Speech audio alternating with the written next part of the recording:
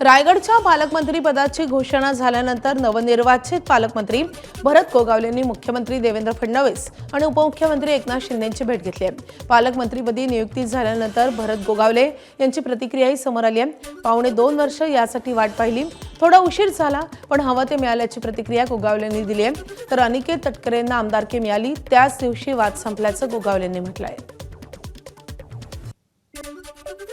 पालकमंत्रीची घोषणा झाल्यानंतर बरेचशा लोकांचे आपले फोन आले, सगळ्यांचे निवेदन आले आणि ठीक आहे, गेल्या पावणे 2 वर्षापासून जी काय आम्ही वाट बघत होतो, ज्या दिवशी अनिकेत तटकरे यांना विधान परिषदेची सीट आम्ही सोडली आणि त्यांची सीट बिनविरोध झाली, त्याच दिवशी आम्ही सगळं संपवलेलं होतं आणि वादविद आता काही राहिलेला नाही आहे आणि आम्ही सगळे हातात हात घालून जिल्ह्याचा विकास करायचं ठरवलेलं आहे।